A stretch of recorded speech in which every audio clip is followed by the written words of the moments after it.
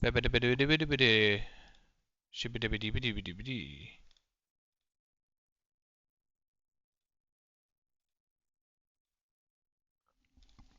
Why is the audio not being picked up, man? What the fuck? That's why.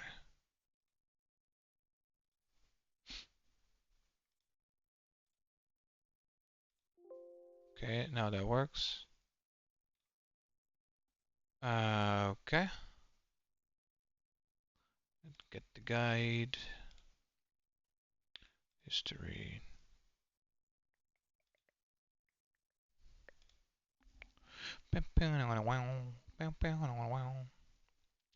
And then the submarine ending. Would you like to resume? Yes. Loading. So I got stabbed by, or Jimpy got killed by Clover. Got killed by Ace. And then died also at the end of the game when Akane disappeared magically, which makes sense in the true ending. Because in the true ending,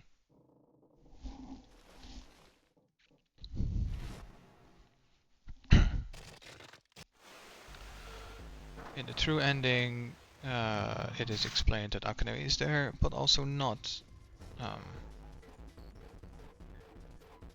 But I don't know if she is alive in this one or not, which is sad. Multiple timelines. I don't get it. That's the part I don't get. And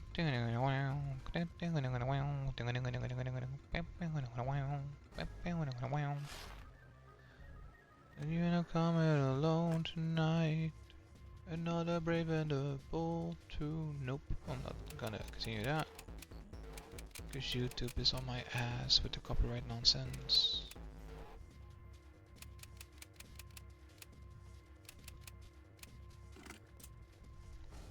Got that. Take that. Take that.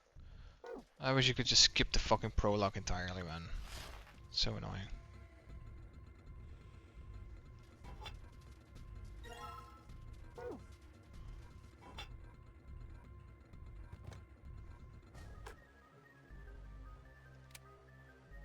Shit, this is supposed to be 0, 0, 2, 6, 3.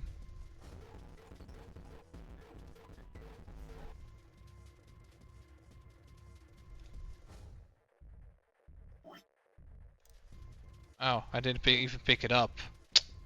Wow.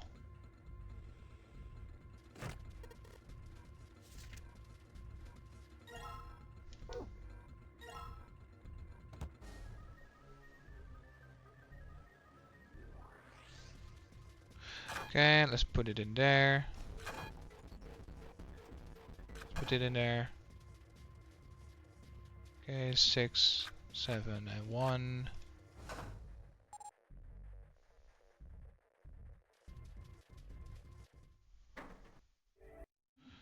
Okay, this is the true ending. This is the X ending. Knife ending. Submarine ending.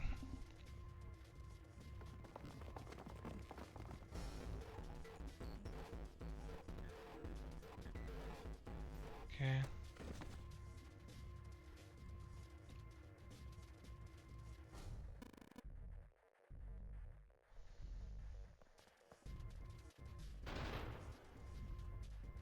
Yeah, I'm not gonna mute the audio. I'm just gonna leave it at how it is right now. There's Akane, but Akane is also not there to begin with. Hello, but also not. You're not real, but also are. Wait, fuck. Okay, it doesn't really matter. Nothing was new anyways. I'll just edit that out because, no, you know what? I'll just leave it in there. But then again, it all depends on what my girl wants. As long as the ending is there, that's all that matters.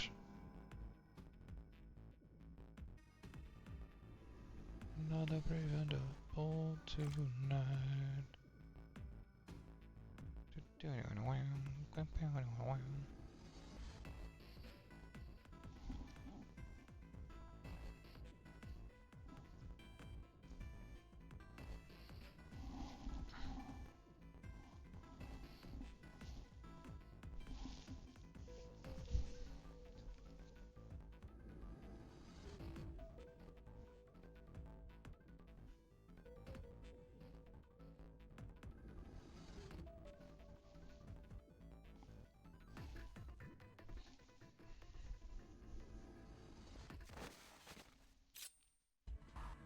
Oh no!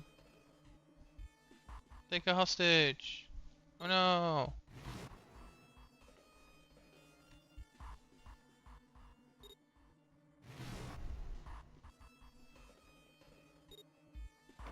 Ace set him up to do this. And then he died.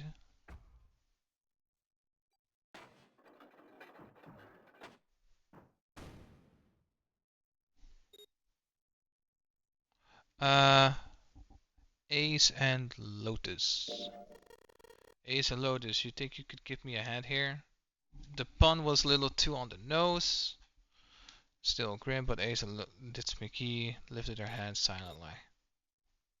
He verified and she followed suit.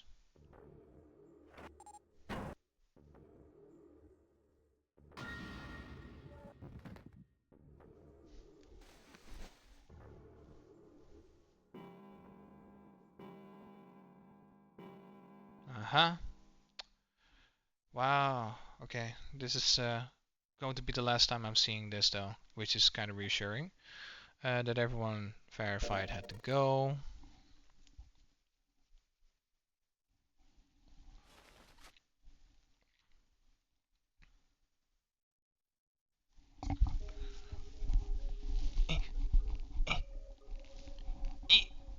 Scratch.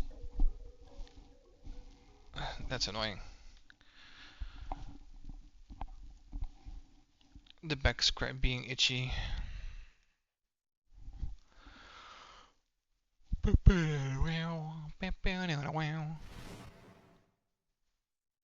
Okay. And then the next choice is going to be decided that door 4 would be fine. But it would be awesome if this just gets even faster. I should probably do it like this. 4. Decided the 4 would be fine, door 4. Decided that door 4 would be fine.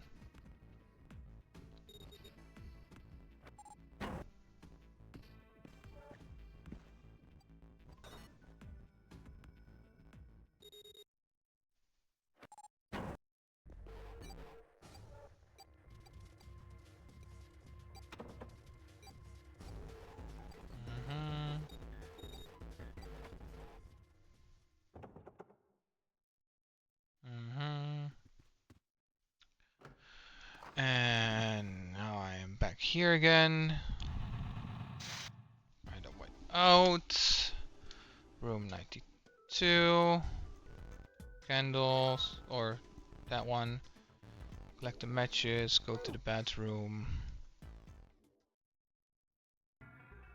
Yeah, I guess I am.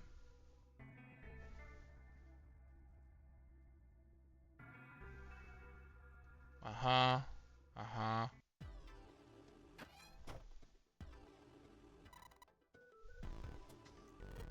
Uh-huh.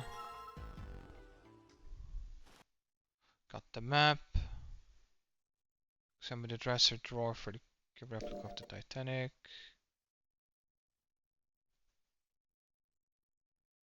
I do. Because I don't want to read the other option. I just want to move this along. Let's just keep it going. That one, that one, that one. Okay, get the dresser key and now back to Tits McGee's room.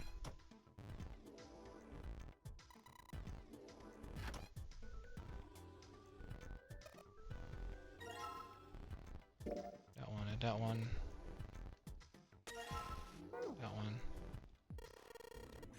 That one. That one. Round.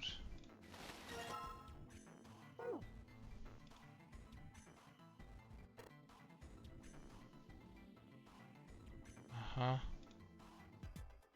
Take the candle thingy. There's a key now. Oh my god.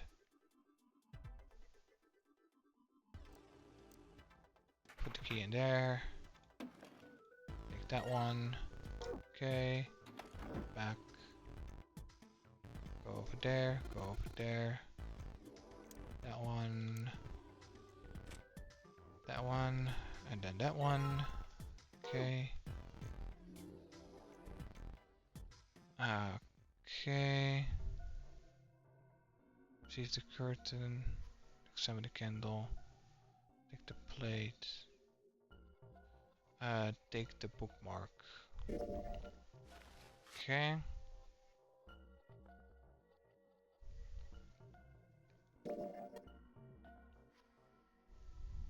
Uh-huh. Uh-huh. Blah blah blah blah blah. Should have gone for the other one, it was way shorter.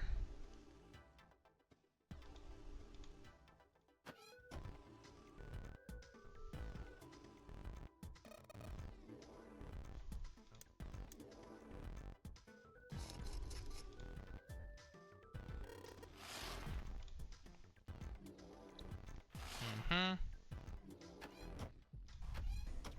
Oh, oops. And then back that way.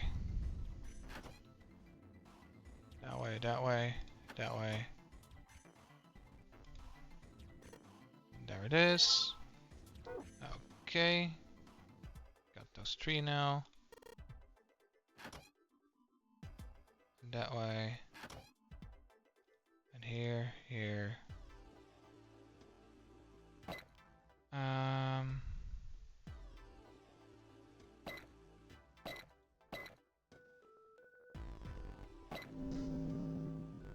Oh, wow. Okay. That was real quick.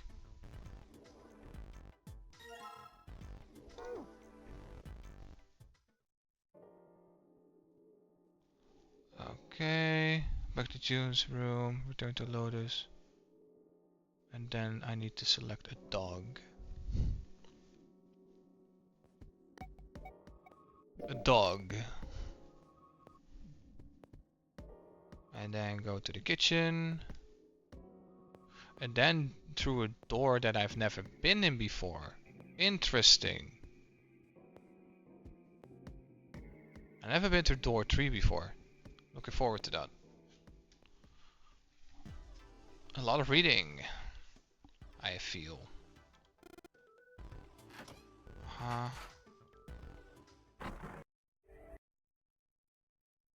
And then the kitchen again.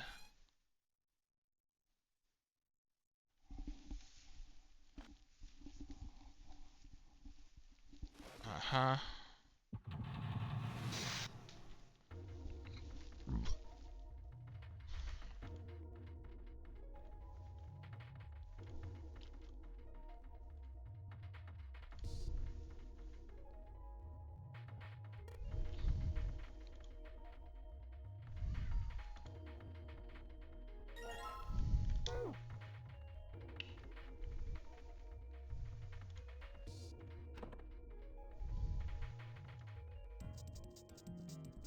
Mm-hmm.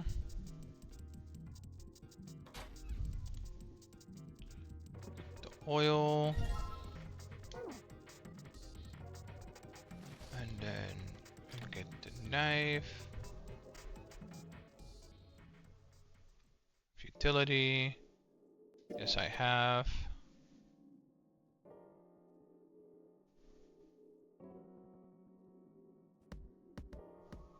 Uh-huh. Faster. Thank you. Book.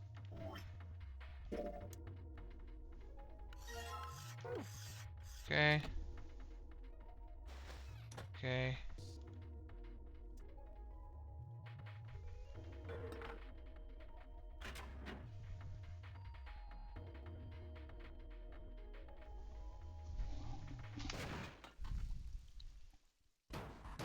Uh-huh. That doesn't happen that instantly, but sure. Open.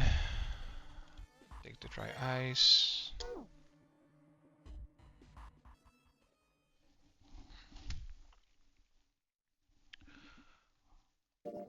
Oh shit.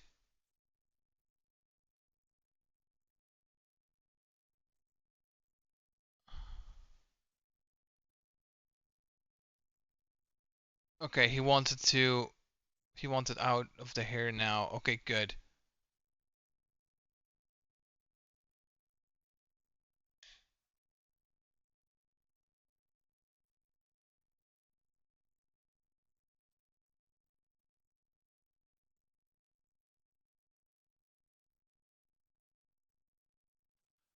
I think I still did it right. Okay. Sure. Fuck it. That's interesting.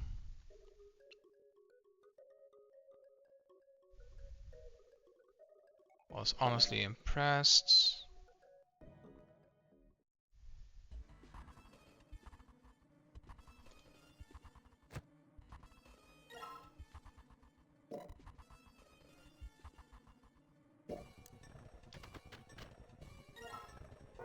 Uh-huh.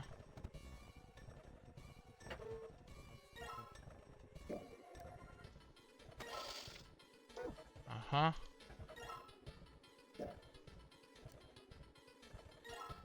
Uh-huh. Uh-huh. And then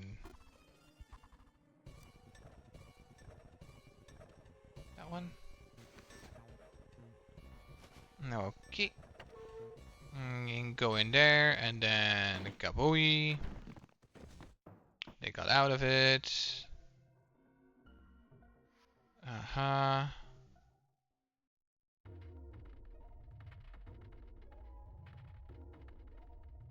Over there. That one. That one. Item. That one. That one. And then that one. Back. Turn that down.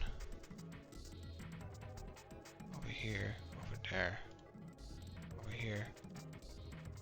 Over here. 43. E.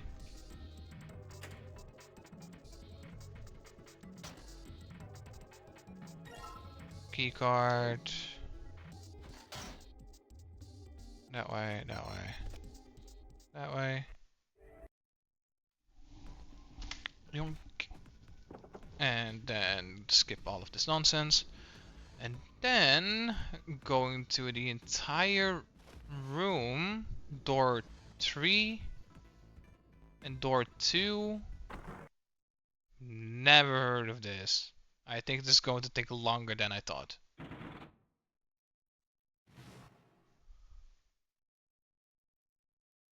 Let's just get it. Let's just get it done.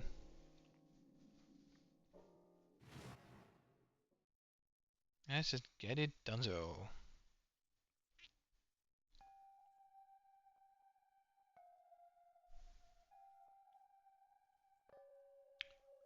Okay.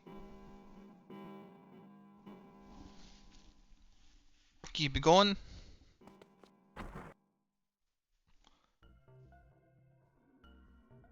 Alright. Snake's gone.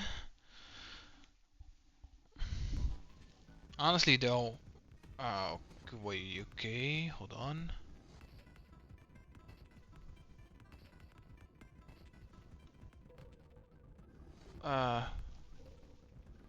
Find the water bottle, examine the stove, cut the pork, touch the lock cabinet.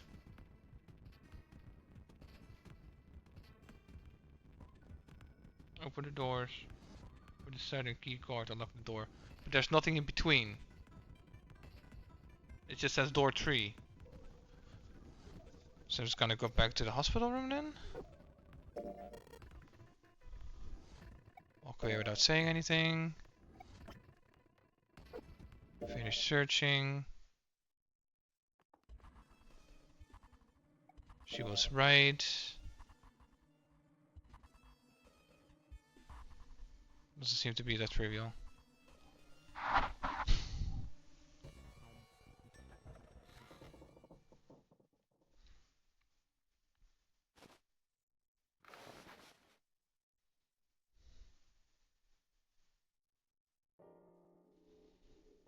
Uh-huh. And door 3. I want to go to door number 3. No, you can't. Huh? Why? Because it's impossible. If we split ourselves into 3 and 3, then we give up on going through door 3. Why? The bracelet numbers for the 6 of us are. There are 2 combinations that can go through door 3 with 3 people, 3, 4, 5, and 6, 7, 8. That's it. Of course, 2 teams can go through the same door. I see. That means one team would be left behind. That's right. That doesn't that doesn't happen if we go through door 7 and 8. No, they're fine. We got 3 options. Santa began to explain. Plan A. But I don't care about your plan though. Those are the only 3 options. That's it. At least if we want to get all 6 of us out of here. That was when Junpei realized. Plan A divided into 2 teams. Plan B divided to... Oh my god. Repetitive nonsense! There was only one thing they all had in common. In every single combination, 5 and 6 were never on the same team. In other words, if all 6 people were to move forward, Junpei and Jun would be separated. Jun and Junpei had been friends when they were kids. He trusted her more than anyone else on the ship. If he chose 7 or 8, he'd be taken away from her. Was that something he was prepared to do? Anyway, that's the deal, so think it over. You got 2 choices, 7 or 8. You can choose 3. If you choose 3, you're gonna be leaving 3 people behind to die. So what are you gonna do? 7 or 8? It's time to choose. Junpei thought hard. After thinking it over, his conclusion was... Take the risk and choose door 3? I guess. Sorry, Santa, but I still want to go to door 3. What? That's nuts. You've got to be crazy. What the hell are you so obsessed with the door? I'm just... Junpei paused. He swallowed the words he'd been about to say. I'm just curious about door 3, that's all. That doesn't explain shit. I've got a reason. I'd be happy to explain it if you just come with me. With that, he began to walk toward the door. The curiosity likely getting the better of them, the others followed. A few of them looked a little suspicious, but Junpei told himself that wouldn't matter. He kept walking and kept silent. Eventually they arrived at door number 3. Junpei stopped. I'm curious about the red. 7, would you mind authenticating me? Huh? Why? Please, just do it. He stared at Junpei for a moment, then grunted and laid his palm heavily on the scanner. Happy? Yeah, thanks. The number 7 had entered into the red. Next is June. Please touch the red, just like 7 did. Junpei, what are you trying to figure out? Junpei thought about his answer for a moment. I think I might have found another way out. Huh? What? Really? That got him excited, just as Junpei had intended. Now please, June. Okay. With the 2 numbers in the red, Junpei had what he wanted. He casually placed his own hand on the scanner, and the 3rd outer asterisk blinked on. Alright, the only people who haven't authenticated now are Cock, Clover, and Tits McGee. So what's your point? You don't get it? Think about it. What is the sum of your number and Clover's? 12. And what's the digital root of that? 3. And what's Santa's number? By the way, Tits McGee, what's the number that's currently on the red? Would be 9, yes. And what will the digital root of be if you add 3 to that? 3. The door's number. There you go. Hey, wait a minute. What the hell are you up to? I'm not up to anything. I'm just waiting. Waiting for what? Waiting for the balance to shift. Santa or Lotus and Clover. Once one of you moves, the others won't have a choice. So I'm waiting. Junpei laid his hand almost casually on the lever. You son of a bitch, you tricked us. Then all that stuff you were going on about is all bullshit? Bullshit? I don't think so. Didn't I tell you I'd figured out another way to get out of here? This is it. Why the hell would you do something like this? Junpei glanced at June. Junpei, you did this just so you could go through the same door as June? That's it? Santa was furious. His face was red and flecks of spit flew from his lips as he spoke. Junpei closed his eyes calmly and then opened them again. So, who's it going to be? Santa? Or Lotus and Clover? Shit. We're going with Clover.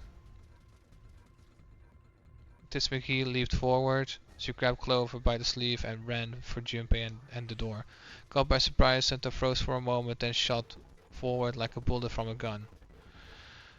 Titsumaki had a head start, but Santa had the advantage in size and speed.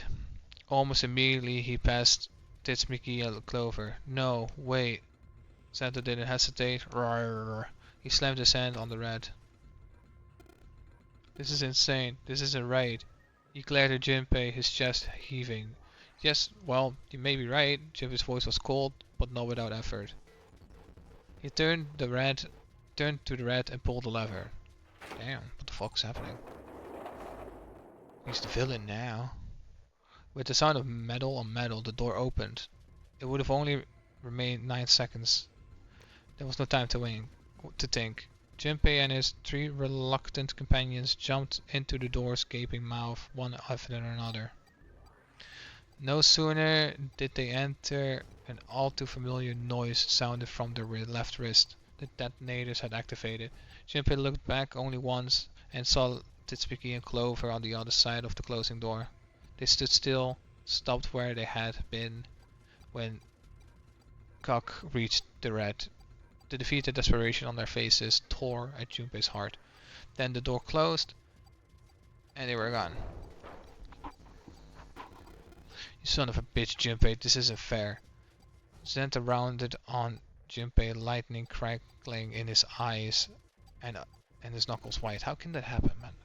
Did you just learn what you did? You just left them out there, and they can't shut it. That's enough. If it hadn't been Junpei that spoke, but 7. We gotta find the dad, or none of this is gonna matter. The clock was ticking. That was the only chance of survival. We got less than a minute left. No time for screwing around. Kept moving. Discarded and began to scour the room. The deactivation device was nowhere to be found. Corridors stretched out in 3 directions, but every one was blocked off by a wall of metal. There was only one way out. One other door. There. 7 ran for the door, a rusty iron thing. His large hands grabbed hold on the handle and pulled. The room was pitch black. They could see nothing beyond the small patch of light that split through the doorway. Junpei stuck his head through the door and looked around the room. Almost immediately he spotted the blinking red light on the right wall. I found it, the dad's over here. He stepped into the room and nearly fell down. The floor was slippery. What? He stood up, he stopped and glanced down at his feet. What was... Hey. What the hell are you doing? Get over here. Get over there. Junpei felt Seven's heavy hand against his back and stumbled across the room. The other 3 piled in behind him. They all felt immediately that something was wrong. Nothing that could be easily identified. Only a sense of something terrible shared the room with them. But there was no time to say so. Quick, get to the dead. They all started running. In the dark, it was hard to tell where it was. All they could see was a tiny red light blinking at them over and over and over. Finally, suddenly they were there in quick succession. They all slammed their hands against the scanner panel. Bam, bam, bam, bam, bam, bam, bam, bam. Sam leaned against the wall, gulping air as his breathing began to return to normal, and he glanced at his left wrist and grunted. It stopped, haha. Junpei could hear him laughing in the dark, but could barely make out the larger man's face. What the? What the hell is this smell? This is foul. I'm gonna puke. So desperate, had been arrayed. It was a terrible, nauseating stench, like burnt and rotten meat. The adrenaline had drowned it out, but now it rolled over Junpei in waves, forcing itself into his nose with every breath he took. Okay, I am not gonna read that because that's just gore nonsense, and I am not into gore shit. It's not. I don't care about gore. I really don't care about gore. It doesn't appeal to me. I don't give a shit for it. It is really fucking pathetic, and I don't understand that people like Guro or gore. It is absolutely fucking disgusting, and mostly these people pretend to like it. Like, I don't understand why animators make these types of shit, or they make hentai about it, or they fucking make snuff or whatever the fuck. It's just fucking cringe and pathetic. And each and every one of you that is into it, y'all should be hanged. Because you're into it anyways, right? So, hang yourself. Have fun. Pull yourself from the ceiling. Her shoulders shook, and the great hot tears rolled down her face like rain. We're gonna be fine. It's all gonna be right, June. It's gonna be okay, Kenny. Her name was a whisper. I'll be right. I'll be here with you, okay? She nodded once. Thank you. Thank you so much, Junpei. A trembling voice pulled at Junpei's heart. He stroked her hair gently. His face was so close to her. The scent of her hair was nostalgic. Do you feel better? Yes. But I'd like to stay here. For a little while at least. Junpei's body is so warm. Several minutes have passed before June's tears had dried. June stood up. He bent down, put his arm under June's, and helped her to her feet. They didn't speak. Neither did Simon or Cock. The person was dead. They had died in that room in a terrible way, and Junpei knew there was no way he could make himself forget that. There was no way any of them could forget it, but mourning would do no good. They spread out to search the room, but each felt as if their heart was made of lead. How? How does that make sense, narrator? What the fuck is wrong with you, bro? Shower room, open the far stall.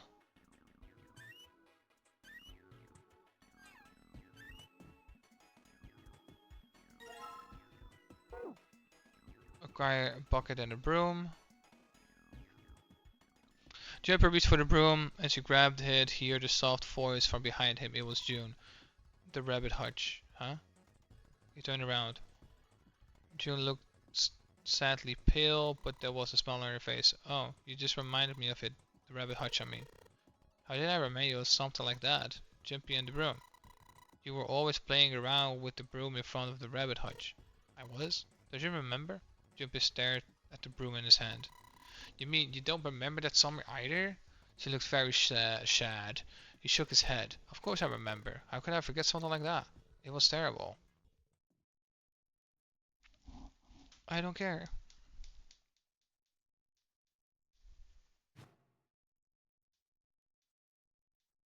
All the rabbits were dead. I kept crying and crying until you came over. You held my hand till you looked very serious and you said, "Don't cry, I'm gonna catch the person who did this."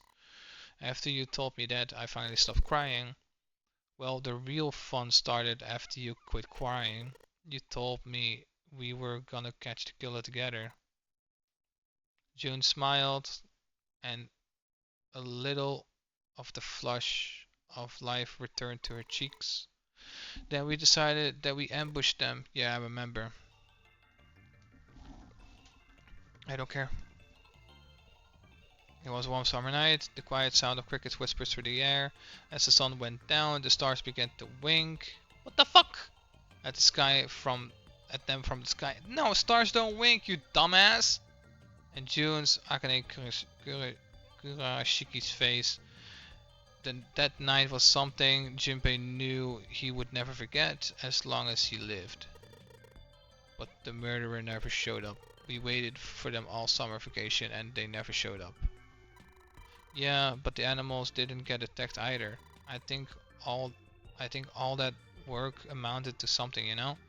It felt the same way, but it was good to hear her say it. Although, you know, if you think about it, we were probably thinking a lot more than we could handle. What do you mean? She looked up at him confused. Well, come on, we were just kids. If whoever killed the rabbits had actually showed up, they probably would have had a knife or something. I mean, you must have been pretty worried, right? I wasn't worried, because you were here. Because you were here with me. She blushed furiously. You know, no one else wanted to take care of the animals. Clearly embarrassed, she tried desperately to change the subject. I was the only one who asked to do it at first. Yeah, boys don't really want to bother with taking care of animals, you know? Well, yeah, but you asked to do it after I did, didn't you? Yeah. If it wasn't the rabbit, they were gonna make me do something else, you know? How that school was.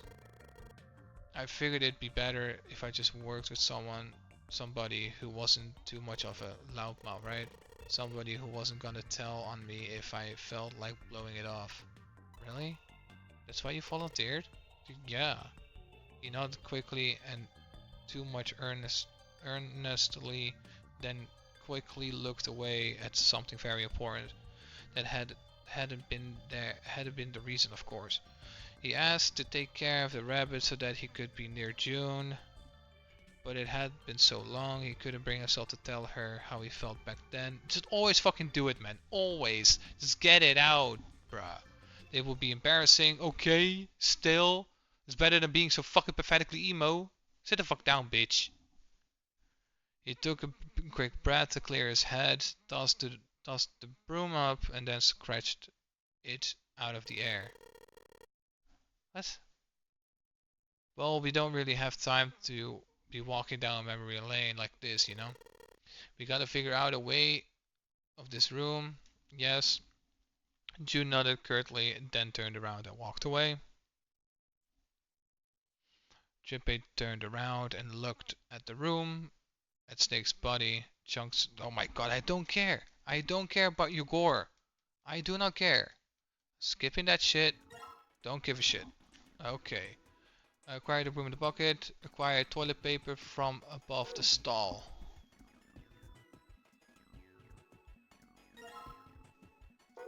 Okay. Wooden box. There's something in here. Combine the broom with the paper and examine. What if I wrap the toilet paper around the room?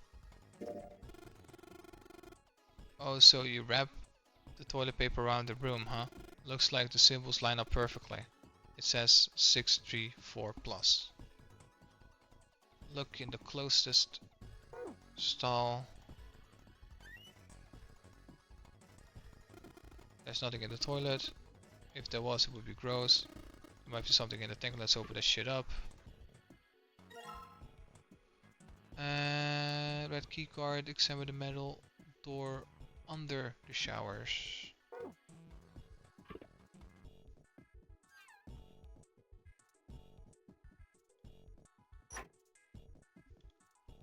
There's a piece of paper. No, this drainage valve operation. Do not flush the water. These pipes, doing so may cause the drain to overflow. Looks like the flow of water can be controlled with these handles. We can put any water through the pipe on the right though. If we do that, it will start overflowing from the drain. Okay. Examine the metal door lead the shower. Turn the second from the right valve.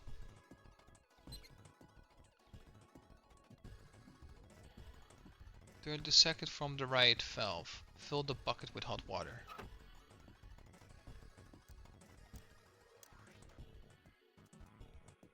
Maybe I could use the shower here to fill the bucket with hot water. Hey, Seven, could you turn on the shower? I'm gonna put the bucket. Okay, sure thing.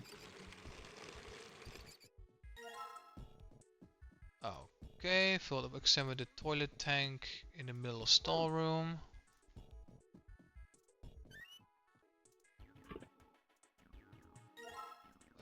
Okay, use this screwdriver. Take the screwdriver, fill it with hot water. Alright, so just pour the hot water into the tank and looks like you filled it. Now you should be able to flush it, right? There's probably a handle somewhere on the tank that you can pull. You think so? Serious? Yeah, pretty sure. Fill it with hot water. There's something that looks like the toilet bowl if I flush hot water. Okay. Some pipes. They're connected. Now let's flush the hot water. Here it goes. Okay. That stuff washed off. Looks like the writing was number C. 185 equals. You got me, it's just numbers. Unscrew the thermometer from the wall.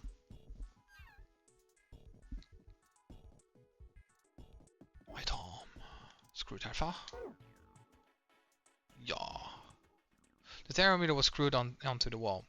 That meant that Junpei needed to take the screws out with the screwdriver. So wait, for real? Wow, oh my god. Well, while he was so engaged, the Santa suddenly spoke. Hey Junpei, you know why the thermometer only go up to 107 degrees Fahrenheit or 75 degrees Celsius like this one, right? Junpei answered without taking a side of the screw. No, I can't say about that. Oh my god, I don't care. I don't care. You fucking giving me fucking plots about the fucking thermometer? Really? I don't fucking care. Alright, I got it. He looked up and saw Cock glaring at a blank section of the wall. Huh, what's up? Nothing, forget about it. Okay, shut up. Cock spun around and walked off, away from Junpei. But as Junpei watched him go, he didn't look angry, he looked very, very sad. Okay, don't care. He took the thermometer off, his eyes open at the bottom gauge. I wonder what that means. Maybe when we get hot, we might open. Pour hot water on the thermometer. Okay. You and yeah, if I can get hot water on the thermometer somehow. Looks like that's doing the trick. Goes the gauge. And the dot, it opened. What's that? Looks like the piece of paper inside. Okay, spray lemon on the bloody wall.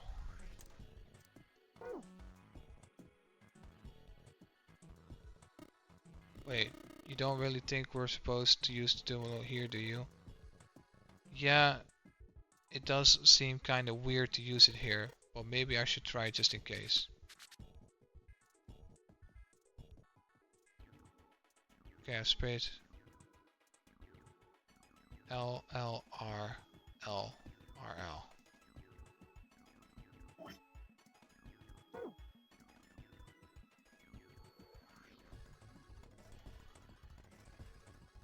Examine the drain on the floor.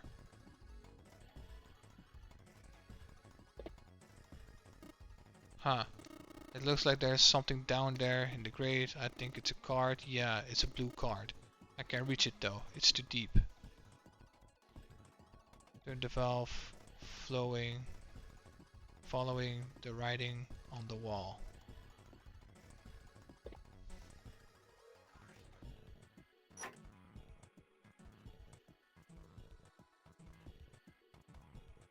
Oh. Left. Left. Right. Left. Right. Left. Hey, the drain is acting up. What the hell did you do? I just messed with the valves a little, nothing big. The water must be flowing through the pipe right now. There's the water pouring out of the drain. Got that key card. Examine the drain on the floor, turn the valve, take the blue key card, use the red and blue mercury key cards at the lock on the exit. 4 digits. Hey, the blue light came on. Huh? The blue was just on, but it's off now. And the red light is on instead. I guess we have to swipe the red card first and then the blue card. Good job, Jumpy. Both of the lights are on now. You just need to push in the password. Equals 1. Oh my god, okay, shut the fuck up. Cock. Fuck off. 1 7 7 6 E.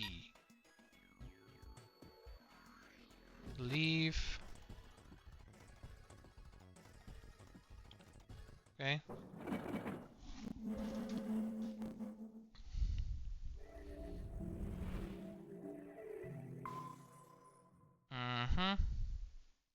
Outside the shower room was a hallway that extended off to the left and right, and the right end was a large iron door. They moved a few steps towards the door when Junpei heard the sound of metal on metal. They turned around. Seven was doing something to the door of the shower room. What are you doing, Seven? I figured maybe we might want to come back here sometime, so I stuck a broom in there just to keep the door from shutting. Alright, let's go. With that, he stood up and began walking down the hallway. He brushed past Junpei and kept going. For a moment, the rest of them followed him. But before long, they found themselves at a large iron door. They had only been there for a moment when June spoke up. Junpei, look. He turned. There on the right side of the hallway was a piece of paper attached to the wall. Junpei ran over and peeled it off. It was a map of the ship's interior. It had sea deck in the upper left corner. For what he could tell, it was a map of the floor they were on. There would be time to look at it later. Junpei folded the map and stuffed it into his pocket.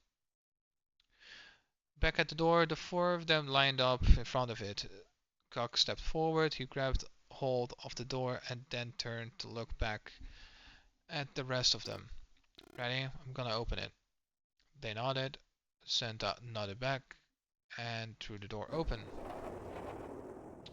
Okay. All of four of them leaped through. It took only a moment for them to realize where they were. They had been there only a second ago. It was the large hospital room filled with countless beds. Titsviki and Clover looked up as they entered. Ace was there as well, although he looked as he just only woken up.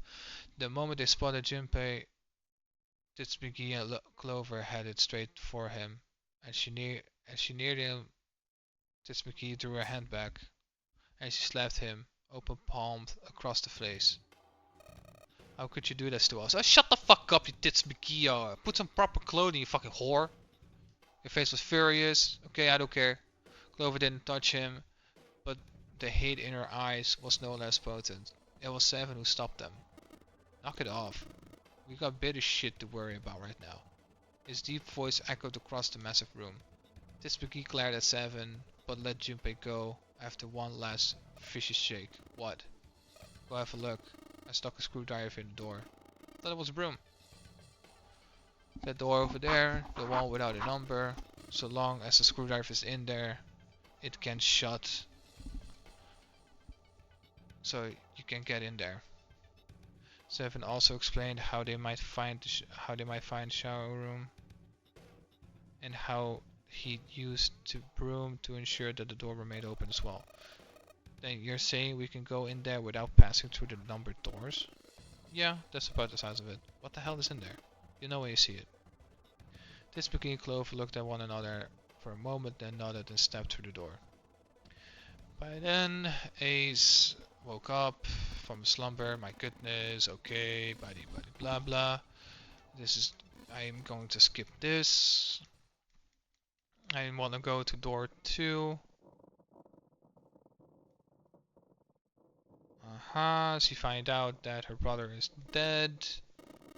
Murdered. Oh, I can skip this. Let's go. I should always press the fucking button. Always. Of course, probably. I don't know. Well, that was possible. I don't fucking know. The options aren't there. Probably doesn't mean anything. They stood in front of the elevators next to the stairs that led to the casino and the kitchen. Between the two elevators were the key card reader Mercury symbol on it. Junpei stood in front of the... Okay, he stood in front of it. He took a deep breath, slid the key card through. Now they were ready. 7 people, including Junpei, climbed into the elevator. There were 2 floor buttons. C. Okay. Press the button, door closed, slowly began to go downward. Sometime later, all 7 of them stepped to the elevator bottom deck. Okay, at the hallway. There's a number 2 door. Immediately they began to discuss. Early experiences showed it would meet again. Okay. Volunteer. The first volunteer was 7. Junpei followed suit, which meant Titsumaki was by default the 3rd member. And they were taken off. Okay, be careful. So the Junpei. Okay, they're all blushy. Okay, good for you. Wow, awesome. The door opened. Okay, let's go. Shut the fuck up. Just go. And now they probably are going to be stretching out the dead. Oh, they are not. That moment is now gone. That's awesome. It stopped. Okay, you don't have to say that 10 fucking times. You're not writing a fucking essay. This is okay. This is fine. Doesn't really matter what the description is of the fucking room. I honestly stopped caring so long ago. It's fine. I'm just gonna skip it. I'm just gonna find a way out. That's all that matters to me. Select the second room. Second room. Examine the toilet. Examine the toilet. This toilet is disgusting. I don't care. A moon. It has a moon on it. Crescent moon. Examine the bed. Examine the bed. Acquire a towel. Remove the drawer from the desk. Bed looks cold. Okay, shut the fuck up, Titsumaki. I don't care. Aren't you lucky? It seems you'll die before you have a chance to grow old and hideous. I'm sorry. You're right. Dry skin is a woman's worst enemy.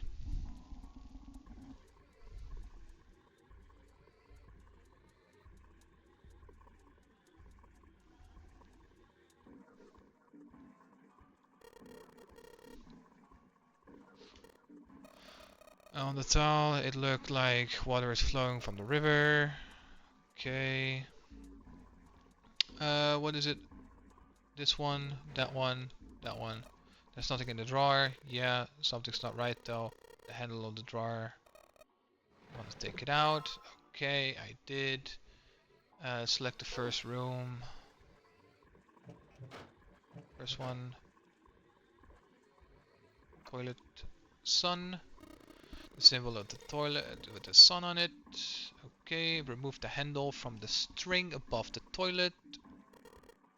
Pretty loose. Loose. You think it come off, you pull on it. It fell off. Okay. You're now going to give me an explanation on why they invented that? No? Okay, good. Remove the handle from the string above the toilet. Combine the handle and the shaft. Wait, no. Touch the toilet paper holder. Toilet paper tube. Okay. Okay. Combine that one. That one? Shoot the metal rod in the handle. Okay. Combine the handle and the shaft. Combine the screwdriver and the dress drawer. Okay.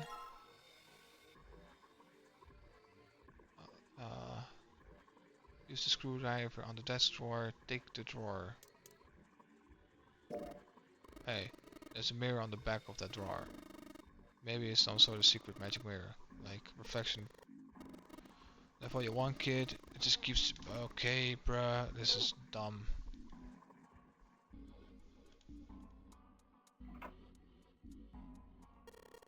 Picture on the mirror. Okay. I don't understand. Take the drawer. Receive knob. Attach knob to the sink in the second room.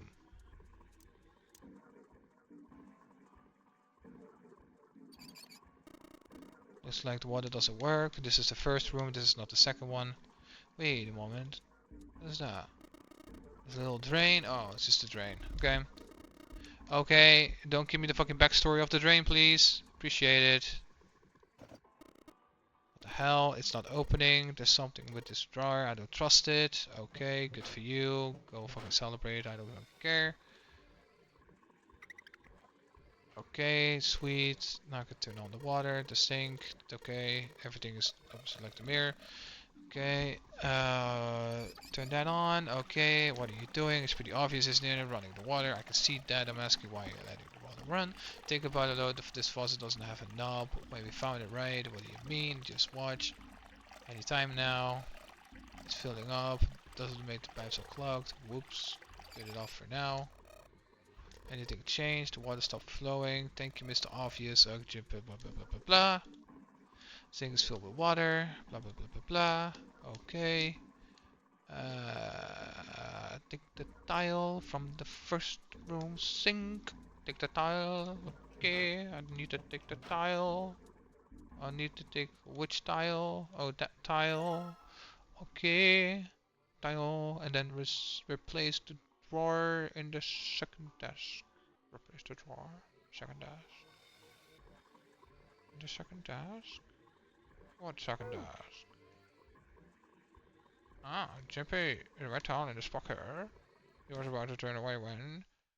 No sign of bleeding. He spun around to see Seven kneeling on the floor. His face was rigid and pale. Droplets of sweat covered on his forehead. Hey, what are you doing? You okay, man? He was concerned.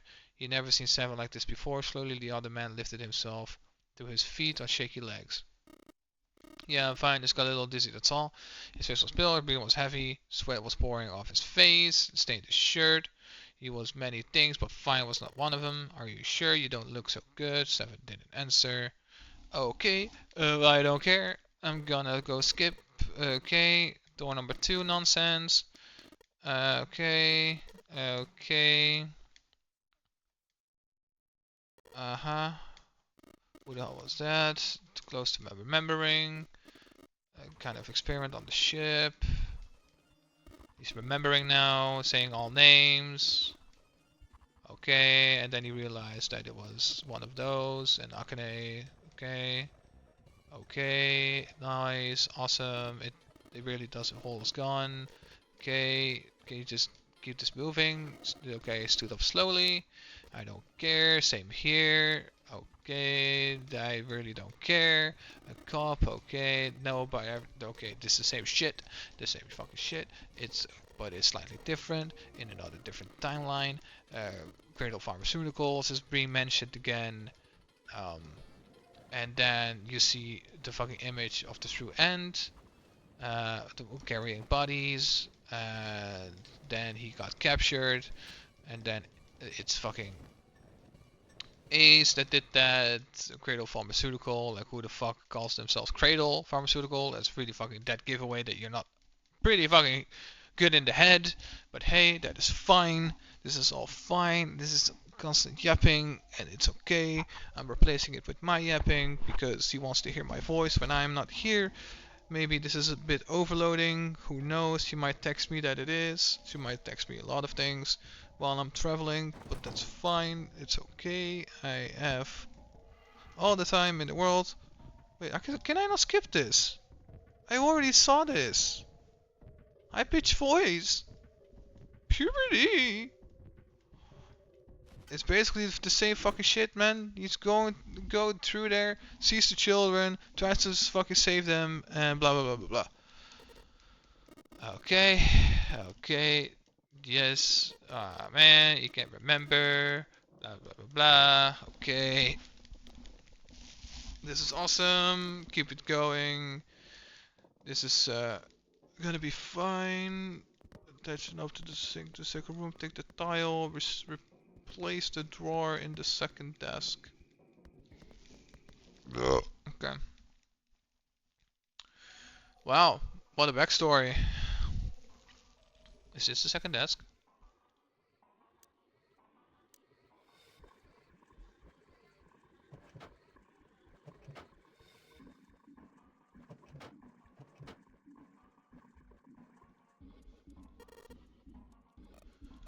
Of course, okay, okay.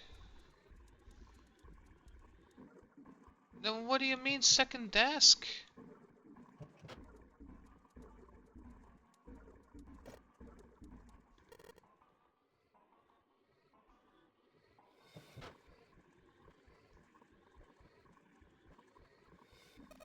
Emergency, okay.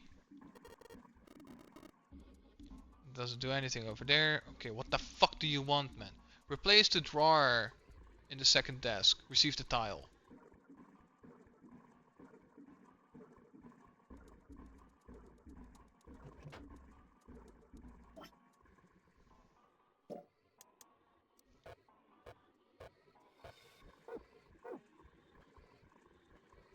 Huh?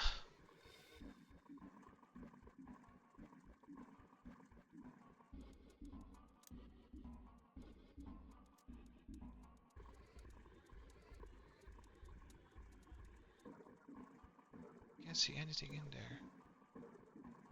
What am I missing? Towel, drawer. Select the first room. Examine the toilet. Remove the handle. Touch the toilet roll. Combine the handle and the shaft. Screwdriver in the desk drawer. Use the screwdriver on the desk drawer. Take the drawer. Receive the knob. Attach the knob to the sink. To the second room. Take the tile from the first room for replace. Replace the drawer? But you're not allowing me to do this though. What the fuck are you on about?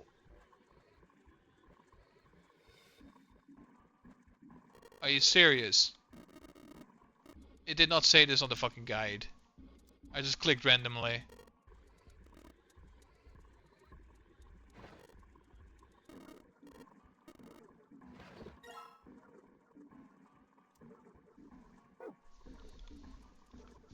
Why you took the drawer out of this desk?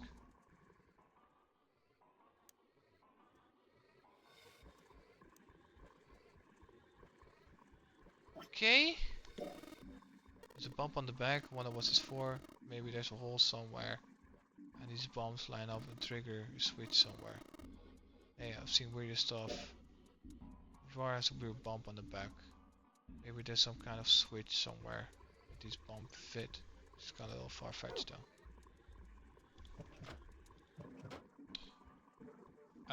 This one? No. Pick the towel for the first room sink. No. Receive tile. What tile are you on about? You're not making any sense. There's supposed to be a tile. There's nothing. There was a weird bump on the back. Maybe some kind of switch. Fucking annoying.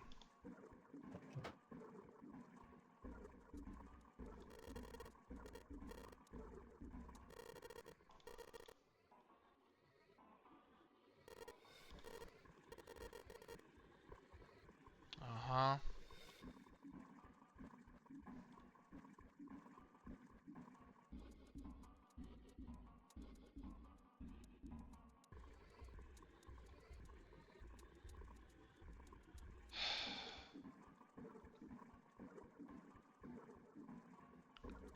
And so it begins again, huh? With this fucking guide.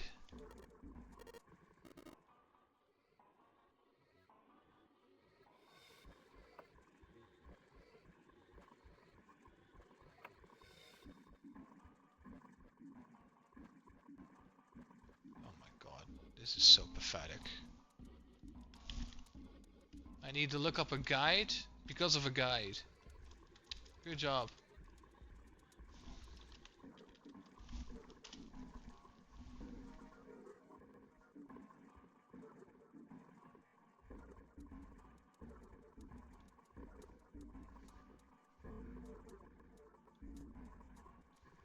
IGN.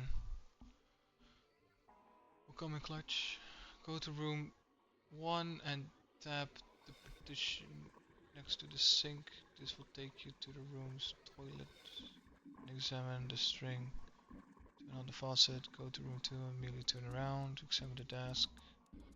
Put the drawer from room 1 into the desk, then reopen the drawer. Grab the top. Put the drawer from room 1. Next, go to room 2 and immediately turn around. Examine the desk next to the door. Then open the drawer, examine the drawer once it's been opened to remove it from the desk and combine it with your screwdriver to separate the knob. Put the drawer from the room 1 into the desk. Put the drawer from room 1 into the desk.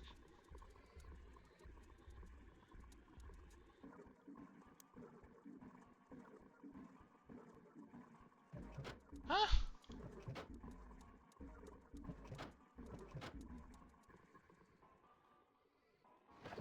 What the fuck?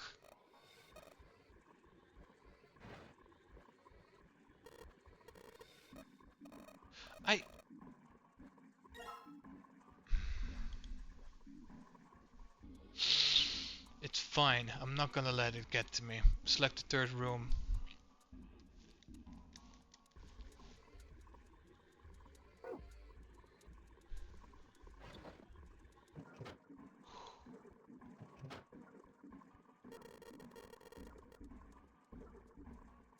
Examine the light.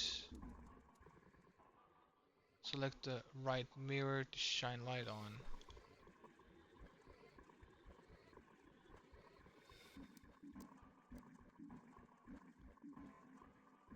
Put the drawer still in room 2. Take the knob of the sink and attach it to the faucet. Return to room 1. Check the sink for a tile. Use the drawer without a handle in the center of the room.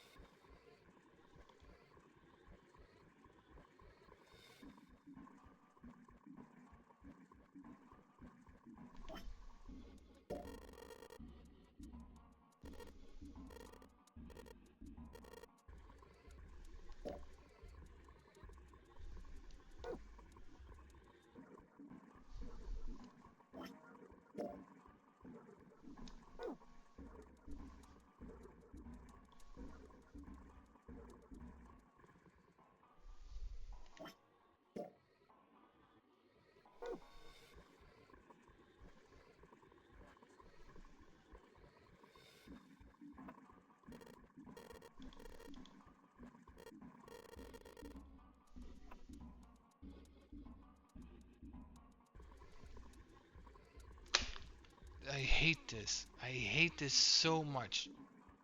Am I that stupid? Select the right mirror to shine light on.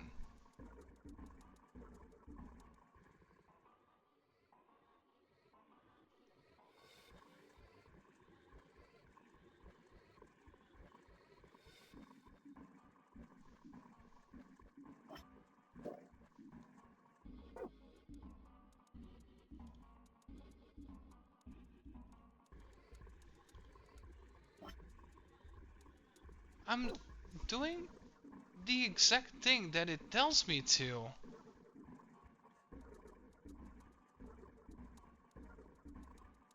Use the door without a handle in the center of the room. In the light. How do I use it? I need to click the fucking lamp.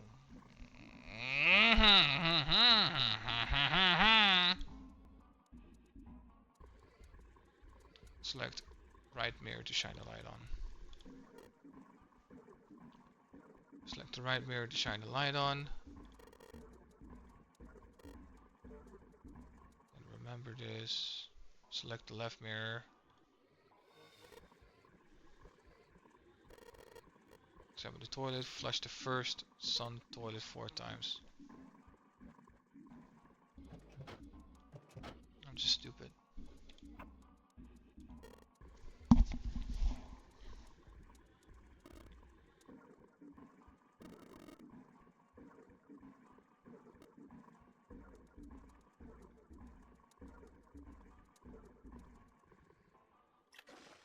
1,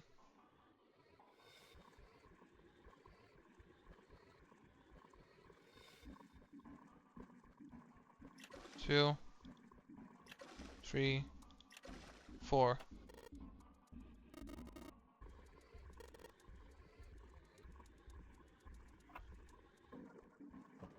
The fucking audio is horrendous.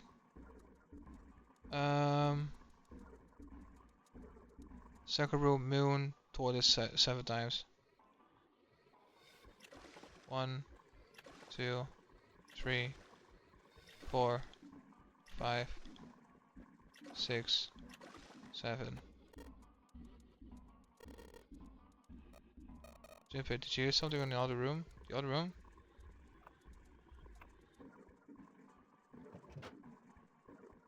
Open the drawer in the third room.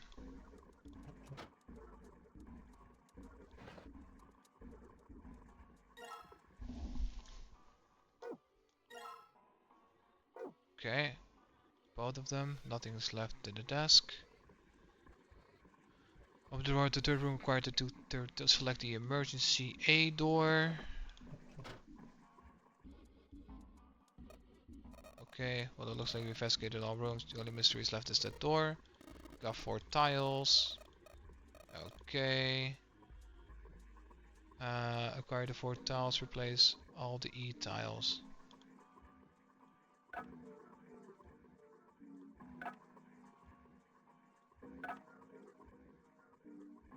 E. Did you hear something unlock?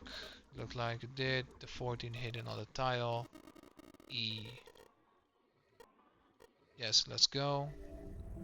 I found a way out. Almost there. They passed through the open door and headed to the next room. Junpei jogged down the short staircase and looked around. What the hell is this place? The words had sprung unbidden to his lips, but it was clear why. Junpei shivered. Did McGee and Sever reached the bottom of the stairs and stopped short, terrified. The room was really creepy. I think we ought to get the hell out of here now. He jogged up to the stairs on the opposite side of the room and shook the door on the wall next to the catwalk. It didn't open, and he muttered to himself. Figures. It's locked, isn't it? Yup. Don't know why this won't be different. Junpei looked around the room again. In the center of it was a chair. In the back of it was covered with electrodes connected to the nest of wires. Beneath it was a strange glass panel. Junpei wasn't sure what it was for, but it made him uncomfortable. Whatever might have been beyond the glass, Junpei couldn't tell. It was too dark. Junpei turned to look at the right side of the room. There was a table covered with a piece of cloth. Parts of the cloth were stained with something that looked suspiciously like blood. On top of the table were a number of metal instruments. Junpei didn't know what they were for, and he had a feeling he didn't want to find out. His mind began to imagine what could have taken place in the dark, cold room. The things he imagined were not pleasant. Junpei shook his head in an attempt to clear it, and tried to focus on something else. Anyway, we don't want to stay here any longer. Let's figure out the puzzle and get the hell out of here. Come on. Alright.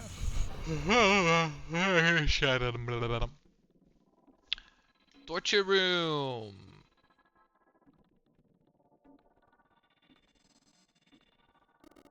What's wrong with you, Pei? What are you doing on the floor? I thought maybe I could go down there to see what's the glass. It's not working though. You don't think it's a large sheet of glass they put it. You're not making sense. Okay, still. Select the screen next to the chair. Wow. Some screen. This device will conduct an experiment. Once the experiment has been completed, the door will unlock. First, adjust the switches to match the blocks in the sample above. Huh. Don't know what this puzzle is. Okay, the right storage chair, whatever it is, it's not good. Yada yada yada. Okay, press the check button. Does nothing. Okay. Top left.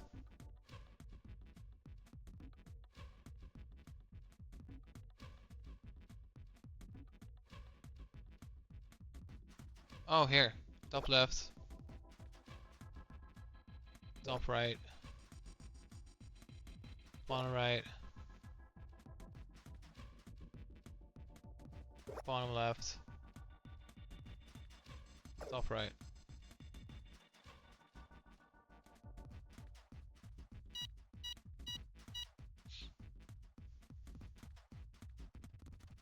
Adjustment completed. Now proceed to the execution phase. To complete the experiment, data must be collected from the subject.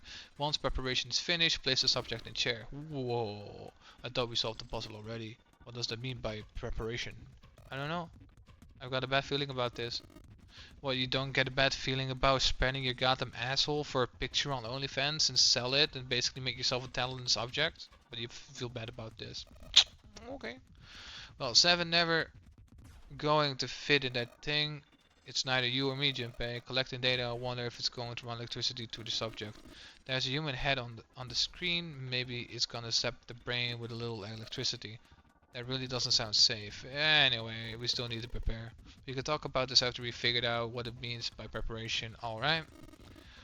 Well, it wants it to prepare, so maybe we ought to seek or ought to ask it what it needs to do. What thing? Oh man. Okay, what a thing. Take the wrench from the table. A wrench from the table. Use the wrench to take off the bolts on the pipe. What pipe? There's a pipe. There is a pipe. Pretty big pipes. And that's the chair. Creepy chair. Very creepy chair. Okay. Now you're basically going to say 500 times how it's creepy. Which if okay. No. No, I'm good. Door. Okay. Okay, another door. Entrance. Okay. Uh-huh. Wait, wiring? There's wire on here. Okay. No.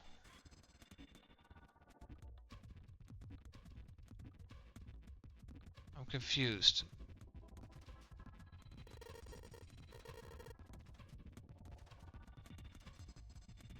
Where do you want me to use this? Use the wrench to take off the bolts on the pipe. What?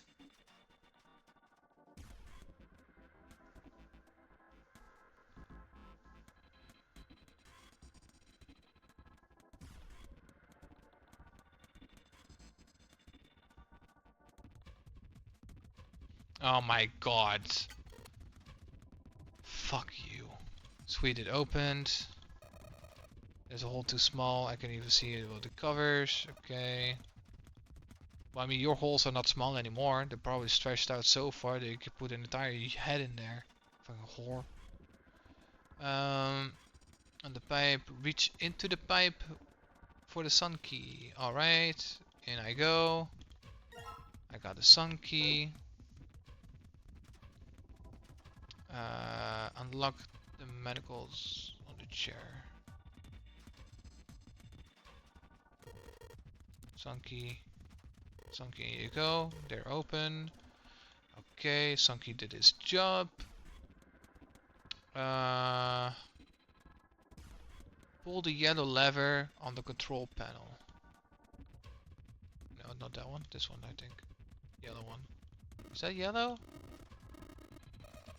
I don't know.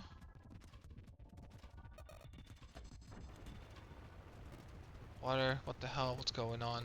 Will you calm down? This is water going somewhere. It sounds like it's underneath us. That means the floor. Oh, Jumper, look. What's she? Oh, damn. I can see through the glass now. There are a couple of letters in the color of blood written on the shark's belly. It's dead. Looks like the letters are E, D, B, and F. Whatever these are for has to be in the room somewhere. Examine the class 4, EDBF. Select the screen. That's here in the corner. And cannot communicate with external hardware. Check connection and power source, external hardware. There must be the chair. I don't see a power source on the chair though. You think it's maybe controlled somewhere else. Okay. Select the control panel. This one maybe? Nope. Okay. Do you think it's broken?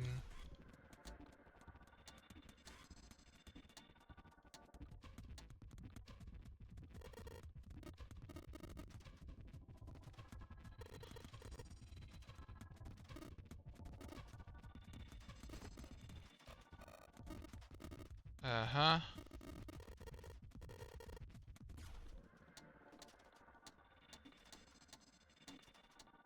So it's not this then?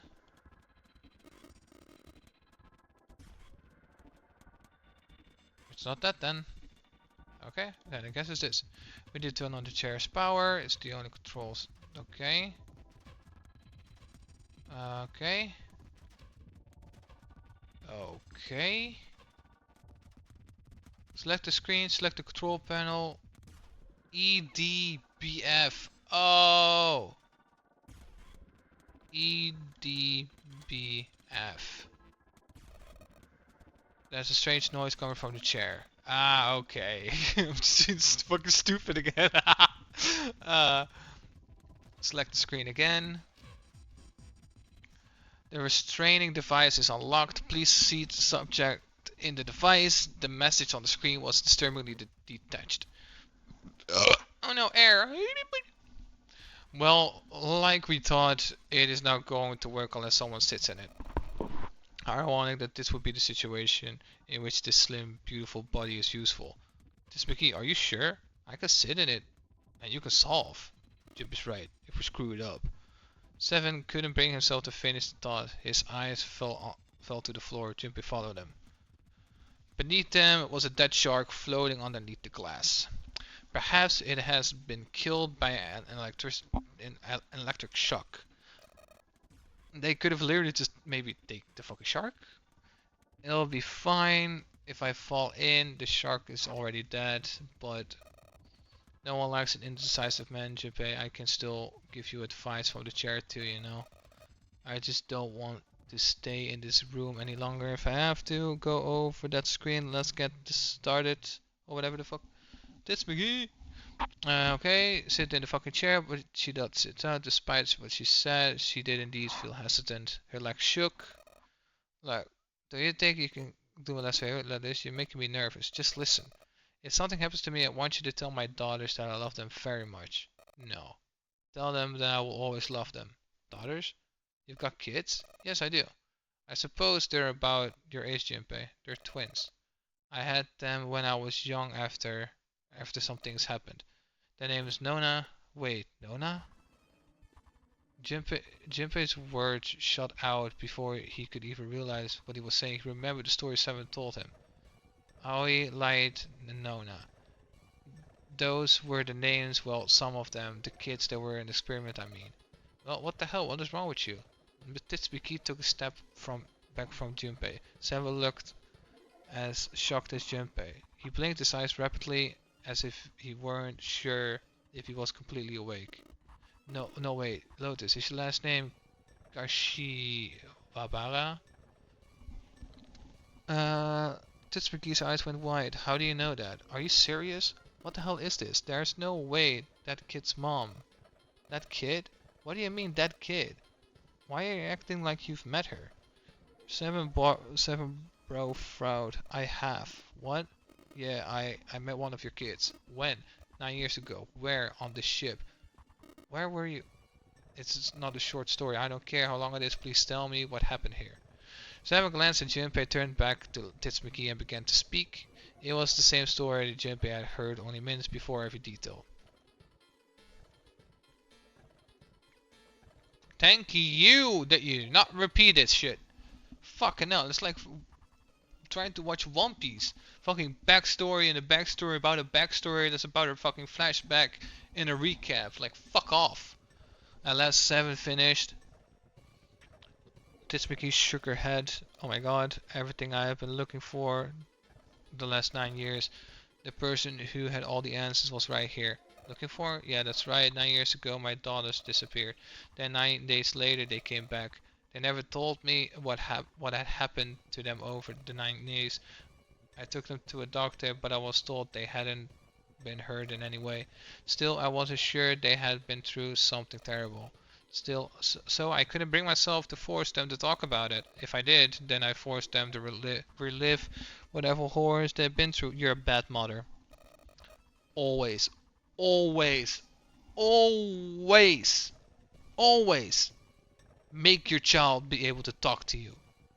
You are a bad fucking mother. But that's to expect when you're walking around with almost your tits out and barely anything on your fucking body, thinking you could have sold your body all your fucking life, get pregnant in the process because you keep opening your fucking legs like a goddamn whore, and then be like, oh my god, all men are so fucking big, like, oh my god. Well, you're basically the fucking problem, and then you're also being a bad fucking mother at the same time, which is logical because of the things that I just named up. But then again, you're just a video game character. But a lot of you in this world are not. And you should be ashamed of yourself. I didn't have any choice. A few months passed. Gradually they stopped. Okay. Okay. Blah blah blah blah. You're a bad mother. You're a bad mother. I hate you. I don't care about you. You are pathetic. You are so pathetic. Honestly. You're also the type of woman that walks out in a too tight of a dress, no bra on, and the dress is slightly above your nipple, and then get upset that people are looking at them. Fuck off. The hospital was one of the bunch that were under control of Cradle Pharmaceutical. After that it was just about connecting the dots. The hospital? For a while I was trying to get some kind of story out of the kids at the hospital. One of them told me a weird story. What was it? Have you heard about the Gensfield experiment? Okay, repetitive. We already have this. I already did this in another ending. Another ending. Another ending.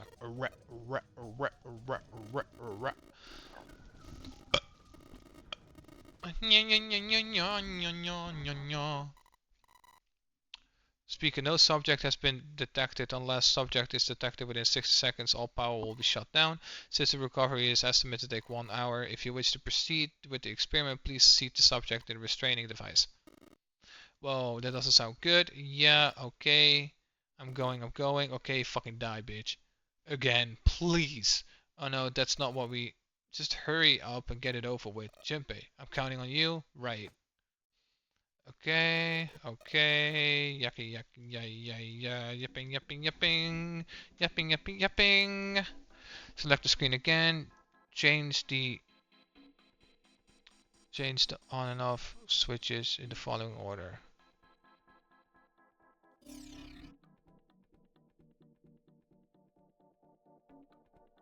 Right, top. Okay, so that's left. Following order, left. I'm just gonna save just in case. Can I save? Back. Calm down, Chippy. Look carefully at the number. Okay, shut the fuck up! Unnecessary yapping, bro! Just wanna save. Fuck off. Cock. Oh my god, shut up, 7. Shut the fuck up. Left. Okay, well, wait, so.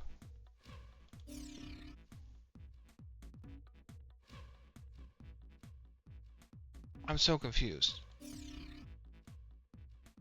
Left. Bottom 1.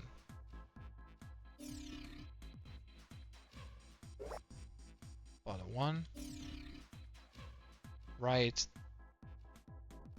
Top 1. Bottom 2.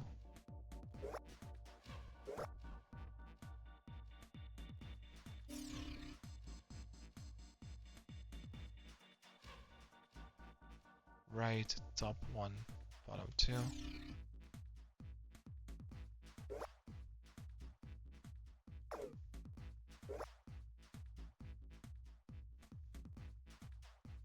No, I fucked up. Darn. I don't care about you. I don't care. Just, this makes it so infuriating. Alright, left. Bottom 1. And then right. Top 1. Bottom 2. Right, and then left. Top 1. Bottom 2. And then right again.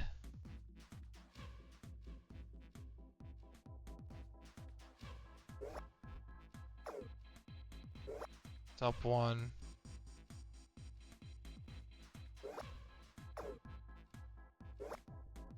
Bottom 1. And then left, top 2.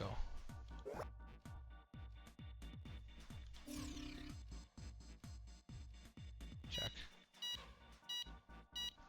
Okay.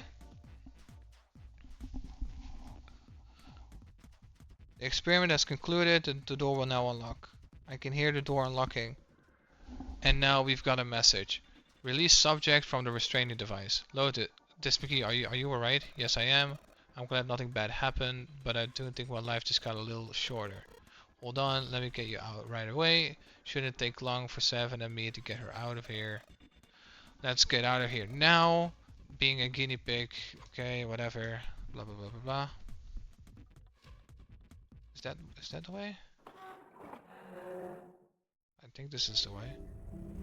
Yes! Fucking finally! I'm done with it! I'm done! Oh my god! This is the last ending. Let's go! Outside the room, a hallway led off to the left. With no one else to go, they started down it. It turned left twice before they saw the elevator. In silence, they jogged up to it. Jimpy pushed the C button. The elevator motor ground away. What the fuck? Sure. And before long, I'm actually just gonna. And before long, they found themselves once again on C deck. The door opened and they stepped off. They expected to find 4 other people waiting for them. There were none. Where did they go? I have no idea. Mickey shrugged. Something in the pit of Jinpei's stomach stirred. He tried to forget the feeling and took off down the long hallway before him. Seven and Titsmicky followed the run. They ran and ran. Hallway seems endless. The destination had already been decided. The door behind the central staircase. There was a sun symbol engraved on the keyhole of that door. Jinpei had the sun key in his pocket. The key would open the door. It had to. That was why they ran for the central staircase. They had run for quite some time when they arrived at the door that ended in the hallway. Jinpei stopped. He laid his hand on the doorknob, his breathing heavy.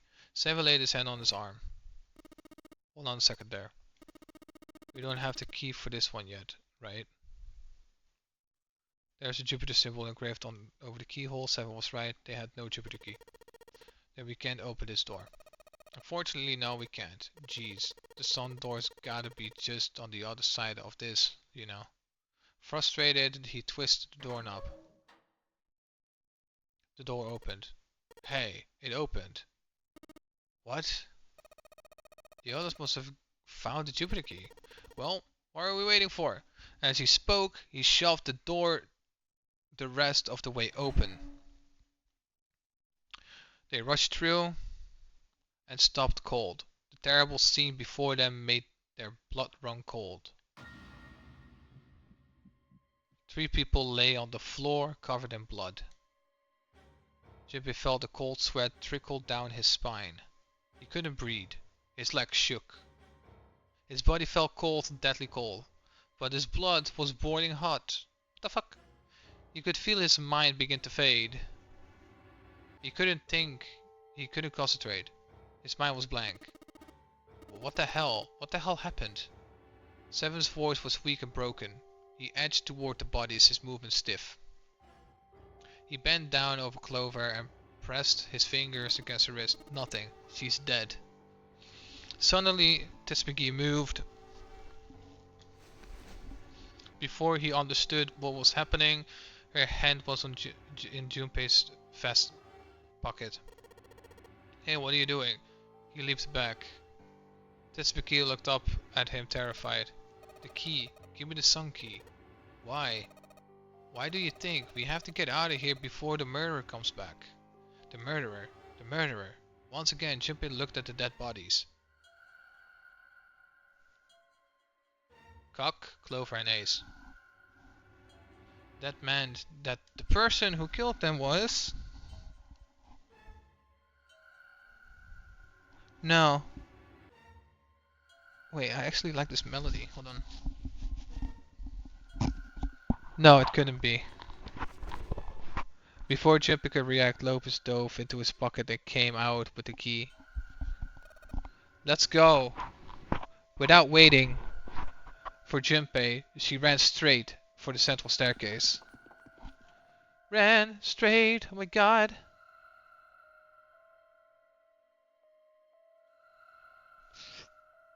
They followed. Junpei shut his eyes and swallowed his emotions. Morning would have to wait. Soon they stood in front of the door. Lotus shoved the sun key into the keyhole and twisted hard. But... why? What happened? Nothing. Nothing happened. I don't feel it unlock. Oh no. It has to be the wrong key? I don't know. Maybe. Tespigi signed, defeated and leaned against the doorknob. She felt it twist. A small gap between the door and the frame. What the hell is this? You mean the door was already unlocked? Why? How would I know that? Whatever, let's just go. Tespigi took a deep breath and slowly opened the door the rest of the way. This motherfucker is really thinking he's writing a fucking essay, man. They stepped inside. In front of them was another hallway. It stretched out toward the bow of the ship. They began to run. Faster and faster they ran, trying to desperately to reach the end of the hallway. A few seconds later they were there. In front of them stood a massive metal door. Pant for pants. They were all breathing heavily and just Junpei spoke. What the hell is this door? I can't see anything that looks like a doorknob, switch, a lever, or key card, or anything. How the fuck are we supposed to open this? We don't have a choice. We're gonna have to go back. No. No. I'm not gonna go back there. There's a murderer back there. Grr. That was more stark in Tespigi being a bitch again. I don't see another door. As he spoke. Seven stepped toward the door in front of them, as if to illustrate that the door was only a door. I'm gonna take it off now. It opened. Nothing surprising, a simple automatic door. Look guys, I got a really bad feeling about all of this. The other doors were already unlocked and this one is automatic. We haven't seen anything like this before. How could the situation possibly get any worse? 3 people were already dead. They hit the bottom, Junpei told himself. And there was no way to go up. He stepped through the door. And whatever Junpei hoped had managed, the summon disappeared. No. It wasn't true. Couldn't be true. It was impossible, utterly impossible. It was a dream. It had to be a dream, a nightmare. Yes, a nightmare. He could just wake up from. He was seeing things. Yes. That was it. It was a hallucination, a lie. It wasn't real. It wasn't real. It wasn't real, right? June. No, no, no, no, no. The code names meant nothing now. Kenny. Kenny! Kenny! Why do I fucking have chills again, man? What the fuck?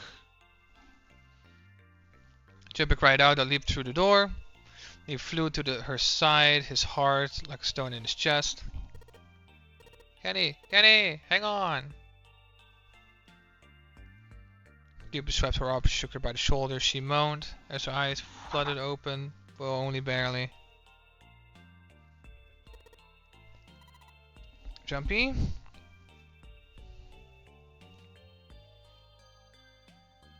Her face was pale, and her lips were dry and cracked.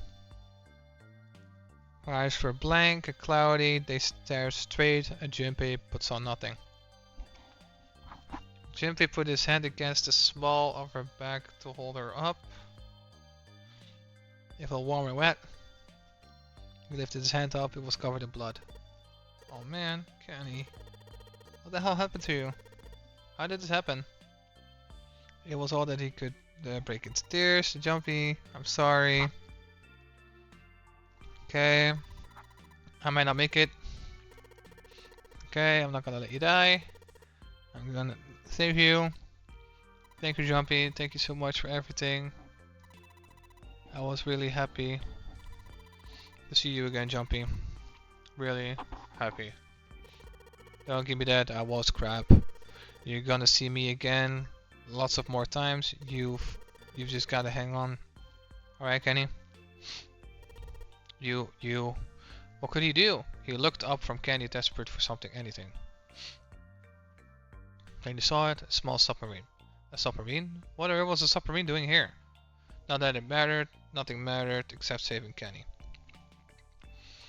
That was the only thing he wanted. And Junpei turned his head to look down at her. Hang on, alright? There's a submarine over there. I'm gonna see if it works. No, don't go. Please, don't go. Please, just stay with me, okay? I want to be close to you, Jumpy, when... Kenny. Jumpy, did you know? You meant a lot to me when we were kids. I liked you for a long time, Jumpy, a really long time. Jumpy's vision had gone blurry. It took a moment to realize his eyes were filled with tears. He could feel a piercing point of heat deep in his heart, like a white hot flame. Jumpy, do you remember how we hung out a lot, like when we were kids, when we went to the pool and to the fair? Do you remember playing snowball at the school? They're all memories I'll never forget. All those moments are treasures to me. But I also wanted to go a lot of other places with you, a lot more, but that won't happen anymore. No, I mean, yes, it will happen. We'll go to all sorts of places, Kenny. You hear me? I promise. We'll go wherever you want. Really? Yeah, really, I swear. That makes me happy. Really happy. She said it to herself over and over, a weak smile seizing her tired face. Jumpy. I feel sleepy. No, Kenny. Don't fall asleep. Thank you, Jumpy. Thank you so much. K.O. Her eyes were slowly closing.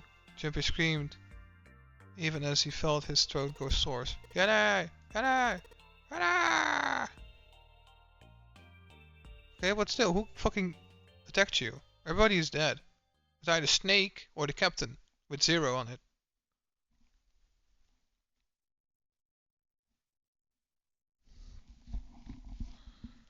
Time passed. Jumpy wept, curled around Kenny's body.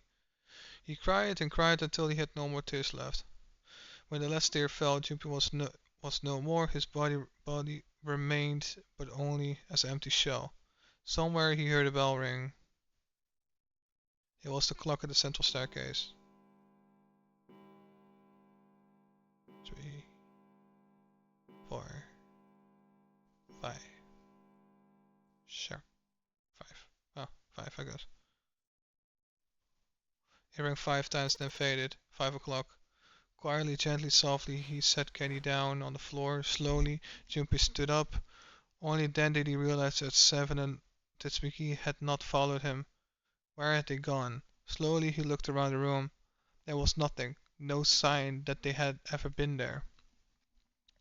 It felt though it felt as though every part of Jumpy's body was made of lead. Slowly, he made his way to the door he'd come through. As he approached it, it opened, sliding apart with a sound like grinding stone.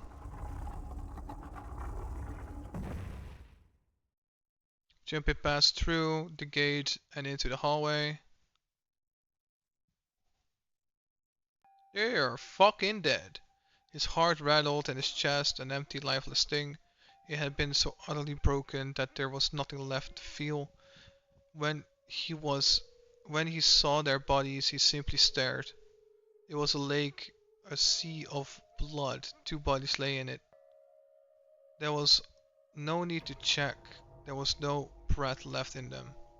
His eyes lit. His eyes lit on Lotus' wrists. Her bracelet. It was gone. He stared. It meant nothing to him. He didn't care anymore. He couldn't care anymore. Jumpy's body felt numb. A part of him knew the lump of lead in his chest had once been a heart. He couldn't quite remember what it had been for. Tears poured from his eyes in great streams. He wasn't sure why. He gave up trying to make them stop. He turned around, the door opened again, and slowly, numbly, he walked through. He kept walking. Why stop? Any object set in motion. Simply inertia carried him forward. Whatever the fuck that was. Eventually he found himself in front of the submarine. His arm reached for the hatch.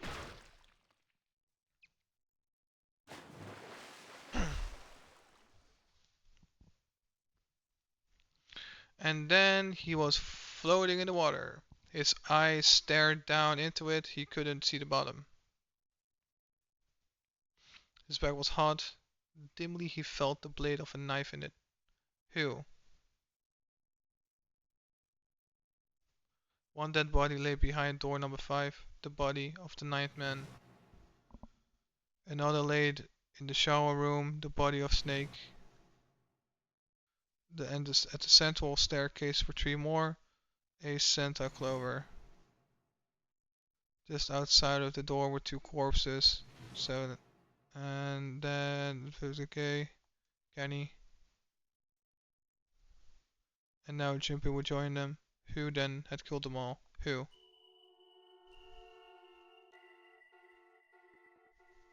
Jumpy let out one last breath faintly. He felt the bubbles creep up to the side of his face. His consciousness faded quickly, dissolving it. Okay, so you're still not gonna... Okay, you're not saying fucking who it is. That is so dumb. That's so dumb.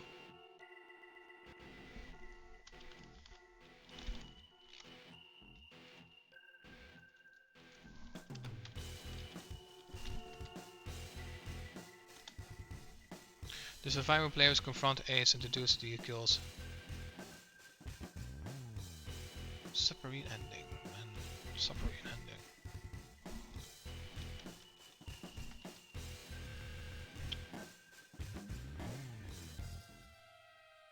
Cancer. The scenes of the 9 players' deaths run through his mind. Started Ace faked his death and is confirmed to be the culprit. Okay. How is that possible? Is that even shown anywhere?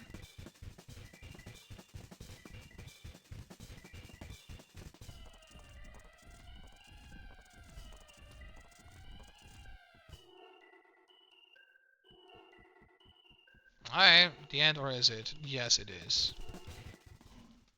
Because I have finished all the... Yes, I did. Alright. Fucking finally.